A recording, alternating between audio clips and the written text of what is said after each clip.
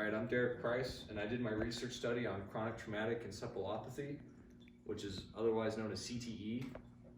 And what CTE is it's a degenerative brain disorder that's caused by repeated blows to the head. It's mostly related to concussions. And I've always been interested in this disease just because I've played sports my entire life. I've started playing contact sports roughly 8 years ago, and they've always been a huge interest of mine. And actually, a friend of mine in high school suffered 2 major concussions, which impeded his ability to read, to stay focused and retain information, which it's caused him to slow down a little bit in college, and he has to work twice as hard as everyone else just because of those 2 concussions. In this study, I looked at the impact of CTE on athletes and on sports in general. I focused mainly on football for the study just because it's got a wider range of background knowledge to it. There's more papers that have been written on it, and it's got a larger player pool. So unlike boxing, it's got a lot more, there's studies that get done with about 2,000 players, and in boxing you can only do a few hundred at a time, so you get a lot more information out of these papers. So the papers that I chose were mostly papers written by doctors. I looked at the NFL rule book on their rules over concussions, and then I pulled some off of reporters, NFL reporters. This is a quote I took out of one of the papers up top here. In 2005, a survey was done where 2,552 former NFL players, and it was found that 61% had sustained at least 1 concussion at some point in their career, and 24% had 3 or more concussions, which, generally speaking, that is a large amount of concussions. And if you think about the force that these players hit each other with, you can get some pretty serious injuries. And in terms of football, even back in the day, if a player got hit in the head, they never really took themselves out of the game. They kept playing, and which can result into just more damage done to the brain. This other quote says, researchers had suggested that the reported CTE-related symptoms, such as lack of impulse control, criminal and antisocial behaviors, and mood disorders, may be associated with the increased prevalence of suicide and accidental deaths. This brings me to my next point with this, is the story of players and their stories about CTE.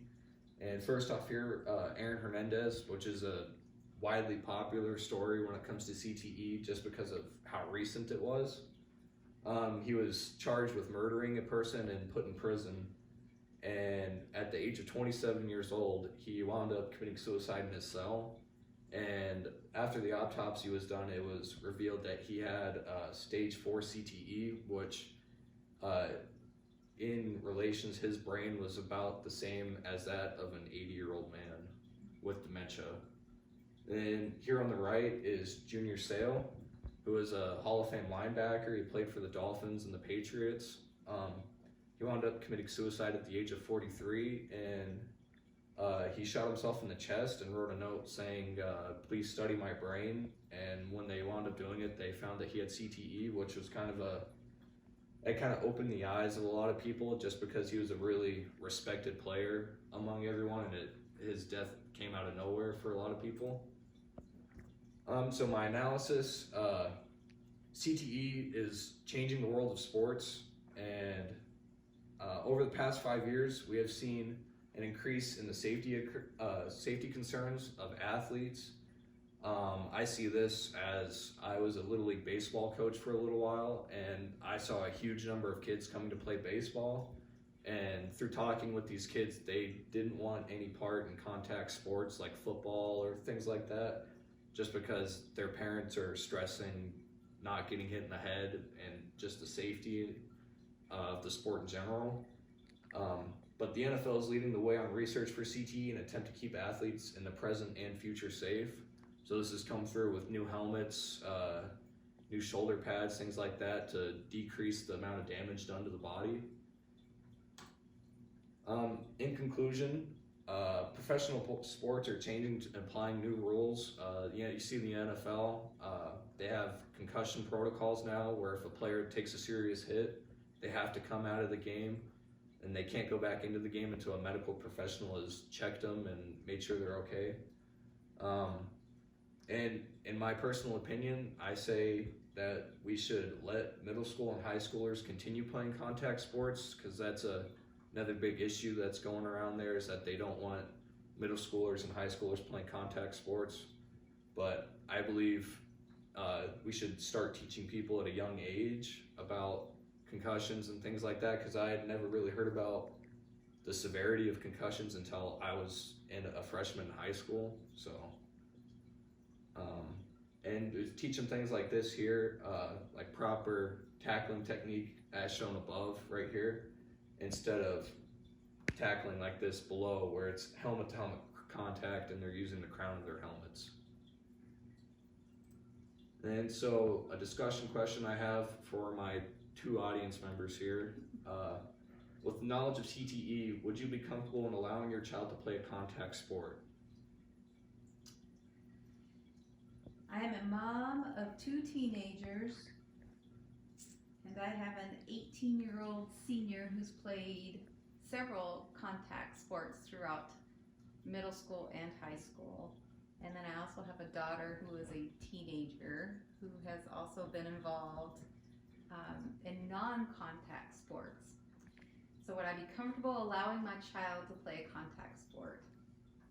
It is definitely a concern with concussions. So my son does not play contact sports.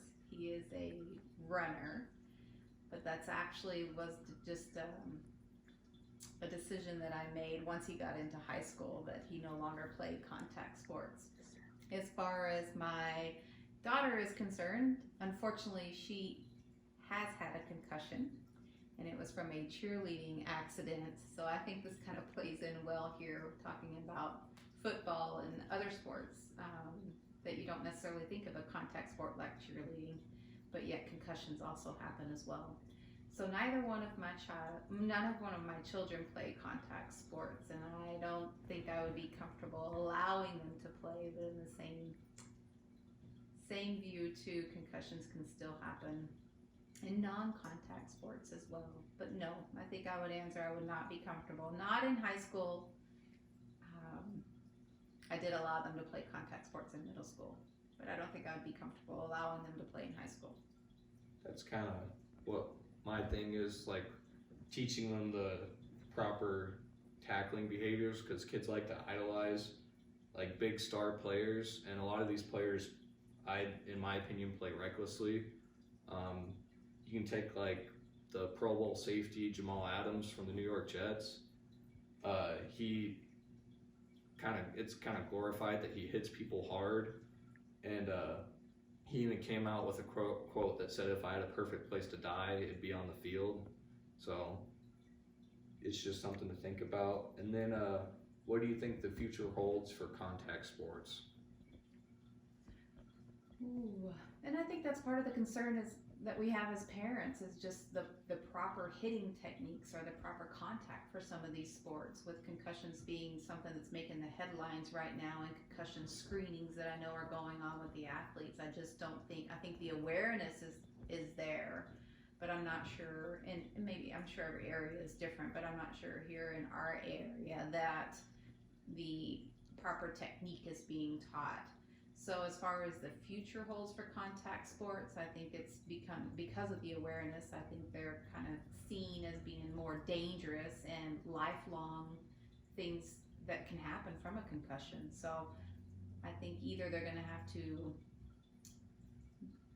focus more on proper techniques to avoid concussions, or I think pretty soon they'll be eliminated, or it'll go back to like flag football and things like that instead of contact sports.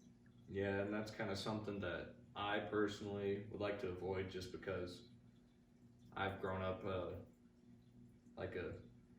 I enjoy the game how it is now and how it was before, but I mean, I've seen what concussions and things do to people, so I would like to thank my 2 audience members for listening to my presentation, and there we go. You're welcome. Good job.